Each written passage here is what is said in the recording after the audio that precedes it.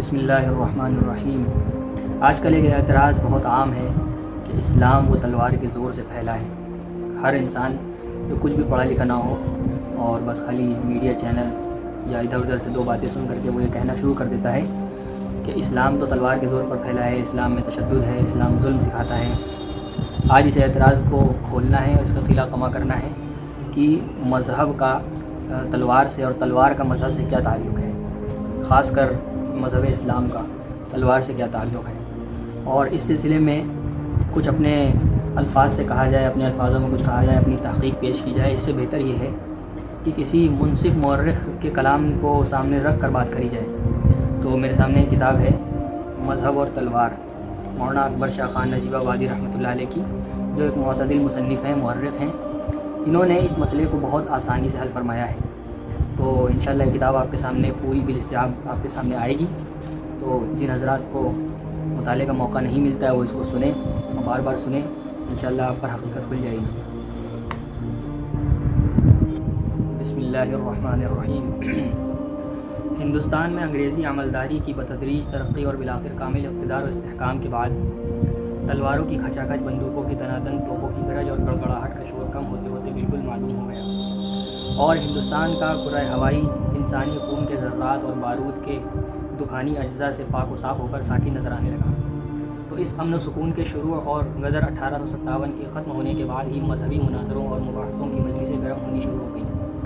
پادری فنڈر، مولانا مولوی رحمۃ اللہ صاحب، مولانا محمد قاسم صاحب، پنڈت دیانند سرسوتی، اندرمن مراد آبادی وغیرہ کی آوازوں سے جو ہلکی ہلکی لہریں ہوا میں پیدا ہوئیں، انہوں نے ہندوستان کے کرۂ ہوائی کو اس طرح متحرک و متلاطم کیا کہ ہزاروں لاکھوں دلوں کے قلعے ٹھٹھے گئے، دماغوں کے شیش محل مسمار و چکنا چور ہو گئے، ایمانوں کے ایوانوں کی دیواریں مشبک اور مذاہب کے جھنڈوں کے پھریرے تار تار ہو کر کوچہائے امواج ہوا بن گئے۔ 50-60 سال ہو گئے اور آج تک مذاہب کی زد و خرد کا ہنگامہ ہندوستان کے میدان میں برابر گرم ہے۔ در حقیقت یہ ہندوستان کی خوش قسمتی ہے کہ یہاں دنیا کے ہر ایک مذہب اور ہر ایک ملت کا پیرو اور حامی موجود ہے۔ زد و خرد کا لفظ آیا، اس کا معنی ہوتا ہے جھگڑا۔ پیرو یعنی کہ مطیع فرمانبردار۔ اس جنگ مذاہب میں ہر ایک مذہب کو چونکہ شرکت کا موقع حاصل ہے، لہٰذا مذاہب کے امتحان کا میدان ربع مسکون میں ہندوستان کے سوا دوسرا ملک نہیں ہو سکتا تھا۔ میں اس وقت مذاہب کی اس جنگ 50 سالہ پر تبصرہ لکھنے اور اس کے عواقب و نتائج بیان کرنے نہیں بیٹھا، یہ کسی دوسری وسیع فرصت کا کام ہے۔ اس وقت مجھ کو اس محاربہ مذہبی کے بعض سرداروں کو ان کی ایک خاص غلطی یا سفیہانہ ضد کی نسبت توجہ دلانی مقصود ہے۔ عیسائیوں کی طرف سے اسلام پر اعتراض۔ اسلام پر سب سے پہلے عیسائیوں کی طرف سے یہ اعتراض کیا گیا کہ اسلام کی اشاعت تلوار کے ذریعے ہوئی ہے۔ مسلمانوں کی طرف سے اعتراض کا فوراً معقول جواب دیا گیا۔ اس کے بعد آریوں کو اسلام پر حملہ آوری کی جرأت ہوئی۔ آریوں کے تمام تر اعتراضات عموماً عیسائیوں کی کاسلیسی کا نتیجہ ہوتے ہیں، یعنی ان کی چاپلوسی کا نتیجہ ہوتے ہیں۔ چنانچہ آریوں نے بھی اس تلوار والے اعتراض کو دہرایا۔ مسلمانوں نے ان کو بھی جواب دیا۔ مسلمانوں کے مسکت اور معقول جواب کو سننے کے بعد انصاف و شرافت کا یہی تقاضا تھا کہ پھر یہ اعتراض زبان پر نہ لایا جاتا، لیکن جذبہ مخالفت نے انسان کے گلے پر چھری پھیر دی اور عداوت نے تہذیب کو زخمی کر دیا ہے کہ یہی ٹھنڈی چھری اور کند تلوار بار بار عرصہ پیکار میں لائی اور میدان کارزار میں استعمال کی جاتی ہے۔ آریوں یا عیسائیوں کا جو لیکچرار سر منبر جلوہ فرماتا ہے، وہ مسلمانوں کے دیے ہوئے جواب سے ناآشنا بن کر آتا اور عوام کو اپنی وہی رد شدہ باتیں سنا کر بہکاتا ہے۔ حقیقت یہ ہے کہ راستی کسی چالاکی یا فریب کے نیچے مدامی طور پر دبی یا چھپی نہیں رہ سکتی۔ صداقت میں ایک زبردست طاقت ہے، وہ انجام کار کذب و باطل کے پردے کو خود ہی چاک چاک کر دیا کرتی ہے۔ کاٹھ کی ہنڈیا بار بار نہیں چڑھتی اور کاٹھ کی تلوار میدان کارزار میں نہیں چلتی۔ کاٹھ کی ہنڈیا بار بار نہیں چڑھتی، یہ ایک مثل اور کہاوت ہے۔ اس کا مطلب ہے جھوٹ اور دغابازی ہمیشہ نہیں چل سکتی۔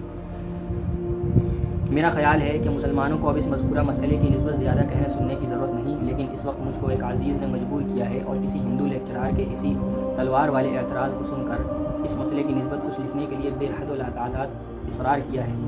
لہٰذا میں اس مسئلے کے ایک اور پہلو پر نظر ڈالنے اور اپنے ذوق کے موافق صرف تاریخی روشنی میں اس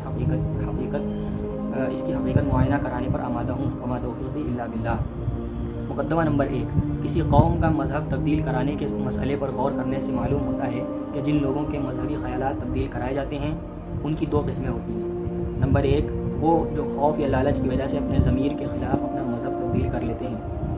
دوسرے وہ جو دلائل و براہین کی طاقت سے متاثر ہو کر اپنا مذہب تبدیل کرتے اور قوم یا برادری کی ملامت اور مخالفت کو ذرا خاطر میں نہیں لاتے۔ ان ان دونوں قسم کے لوگوں کی مختصر تعریف یوں بھی کر سکتے ہیں کہ پہلے قسم کے لوگ وہ جو ضمیر کی مخالفت کرتے ہیں یعنی بزدل ہیں، اور دوسرے قسم کے وہ لوگ جو ضمیر کی مخالفت نہیں کرتے یعنی بہادر۔ اسی طرح اپنے مذہب کی اشاعت کرنے والے اور دوسروں کے مذاہب تبدیل کرانے والے لوگ بھی دو قسم کے ہیں۔ وہ نمبر 1 وہ جو ڈرا دھمکا کر اور لالچ دے کر اپنا کام نکالتے ہیں، نمبر 2 وہ جو دلائل و براہین سے کام لیتے ہیں۔ ان میں پہلی قسم کے لوگوں کے پاس دلائل و براہین نہیں ہوتے ہیں، اسی لیے ڈرانے اور لالچ دینے کو کام میں لانا پڑتا ہے۔ یہ لوگ اپنا کام صرف اسی وقت کر سکتے ہیں جب کہ ان کو طاقت و حکومت اور مال و دولت حاصل ہو۔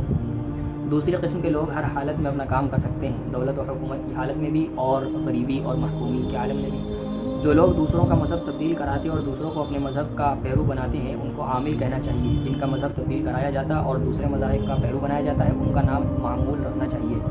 معمول بھی دو قسم کے ہوئے اور عامل بھی دو قسم کے۔ پہلی قسم کے عاملوں کو صرف پہلی ہی قسم کے معمول میسر آ سکتے ہیں، یعنی دوسری قسم کے معمول پہلی قسم کے عاملوں سے ہرگز متاثر نہیں ہو سکتے، یعنی وہ لوگ جو دلائل و براہین کو سامنے رکھ کر ہی کوئی فیصلہ کرتے ہیں وہ لوگ کبھی تلوار کے زور پر یا لالچ کے زور پر وہ اپنا مذہب یا اپنا نظریات نہیں چھوڑ سکتے۔ کہنے کا مطلب یہ ہے دوسری قسم کے عامل دونوں قسم کے معمولوں کو متاثر کر سکتے ہیں، مگر زیادہ تر دوسری ہی قسم کے معمول ان کے معمول بنتے ہیں، یعنی جو دوسرے قسم کے لوگ ہیں یعنی جو دلائل و براہین سے کام لیتے ہیں ان کے سامنے کبھی وہ لوگ بھی آتے ہیں جو لالچ کی وجہ سے اپنا مذہب بدل سکتے تھے، لیکن جب وہ دیکھتے ہیں کہ دلائل اتنے مضبوط ہیں تو کبھی کبھی وہ بھی راہ راست پر آ جاتے ہیں۔ لیکن زیادہ تر یہی ہوتا ہے کہ جو منصف ہوتا ہے، معتدل ہوتا ہے، اس کا دماغ ٹھیک ہوتا ہے، وہی دلائل و براہین سن کر کے راہ راست پر آتا ہے۔ میں آج اسلام اور دوسرے مذاہب کو واقعات کی روح سے اسی معیار پر جانچنے کی کوشش کروں گا اور بتاؤں گا کہ اسلام دوسری ہی قسم کا عامل ہے، یعنی اسلام وہ مذہب ہے جو دلائل و براہین پیش کرتا ہے تاکہ لوگ راہ راست پر آئیں، نہ یہ کہ تلوار کے زور سے۔ اس کو یہ ثابت کریں گے اس کتاب میں۔ باغ عالم کا پتا پتا اور میدان کائنات کا ہر ذرہ شہادت پیش کر رہا ہے کہ زندگی یا حیات نام ہے جنگ اور زور آزمائی کا۔ انسان کا جسم خود عناصر کا ایک میدان کارزار ہے، عناصر کی اس جنگ کے موقوف ہو جانے ہی کا نام موت ہے۔ ہواؤں کا چلنا، بادلوں کا آنا اور برسنا، بجلی کا چمکنا، رات کا گرجنا، نباتات کی رویدگی، حیوانات کا بقا اور قیام نتیجہ ہے ایک کشمکش اور جنگ و پیکار کا۔ جہاں حیات یا زندگی زیادہ نمایاں ہے اور نشو و نما کا اثر زیادہ پایا جاتا ہے وہاں یہ جنگ بھی زیادہ نمایاں اور زیادہ جوش و خروش سے جاری نظر آتی ہے۔ جمادات کی نسبت نباتات میں اور نباتات کی نسبت حیوانات میں یہ سلسلہ جنگ اور تنازع للبقاء زیادہ پایا جاتا ہے۔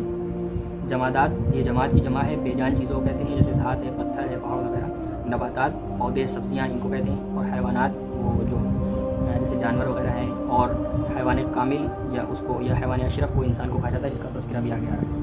حیوانات میں انسان جو کہ اشرف ہے اور اس کو قوت ارادی بھی عطا کی گئی ہے، یعنی وہ اپنے ارادے سے اور اپنی عقل استعمال کر کے کام کر سکتا ہے، لہٰذا اس تنازع للبقاء میں بھی انسان اسی طرح ذمہ دار ہے جس طرح اپنے تمام کاموں میں دوسرے حیوانات کی نسبت اس کی ذمہ داری بڑھی ہوئی ہے۔